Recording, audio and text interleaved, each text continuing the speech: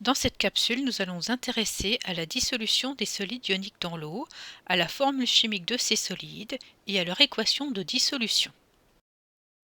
Pour expliquer pourquoi et comment un solide ionique peut se dissoudre dans l'eau, nous allons prendre l'exemple du chlorure de sodium de formule chimique NaCl. Autrement dit, nous allons dissoudre du sel dans l'eau.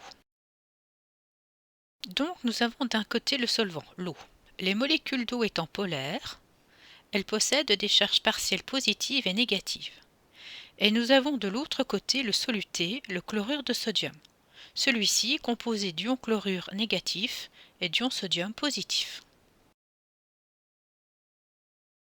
Puisque toutes les entités en présence ont des charges électriques, totales ou partielles, elles peuvent exercer les unes sur les autres une force électrostatique F que nous avons déjà vue. Puisqu'il existe une interaction entre ces différentes entités, le sel va pouvoir se dissoudre dans l'eau. On peut découper cette dissolution en 3 étapes. La première est la dissociation des ions. Sous l'effet de la force exercée par les molécules d'eau, les ions vont se détacher du cristal. Puis, chaque ion va être entouré par des molécules d'eau. C'est alors la deuxième étape, la solvatation. Notez bien que pour entourer les ions chlorure chargés négativement, les molécules d'eau se servent de leur côté plutôt positif, et que pour entourer les ions sodium chargés positivement, elles se servent de leur côté plutôt négatif. On dit alors que ces ions sont à l'état aqueux. Puis vient la troisième étape, la dispersion. Les ions, entourés des molécules d'eau, se dispersent dans la solution. Nous allons maintenant parler de la formule chimique d'un composé ionique. Un composé ionique est un solide composé d'anions et de cations, mais il est globalement électriquement neutre, comme ici le cristal de pyrite. Quand on donne le nom d'un composé ionique, on donne d'abord le nom de l'anion, puis le nom du cation. Pour commencer, prenons l'exemple du chlorure de sodium. Son nom nous indique en premier qu'il contient des ions chlorure de formule Cl-, et en deuxième des ions sodium de formule Na+.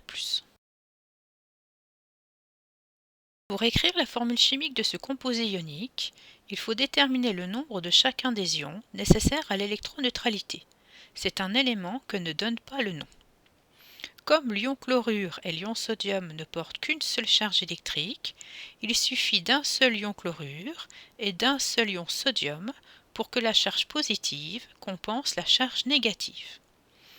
Donc pour écrire cette formule chimique, il faut d'abord donner la formule chimique du cation, puis la formule chimique de l'anion. Attention, c'est l'inverse du nom. Il faut aussi ajouter en indice le nombre de chaque ion nécessaire à l'électroneutralité. Donc la formule chimique du chlorure de sodium est NaCl. Cette formule fait bien apparaître la présence d'un seul cation Na+, et d'un seul anion Cl-. Attention, l'ensemble ne fait pas apparaître de charge électrique. Prenons un autre exemple, celui du chlorure de fer 2. Son nom nous indique qu'il contient des ions chlorure, Cl-, et des ions fer 2 et Fe2+.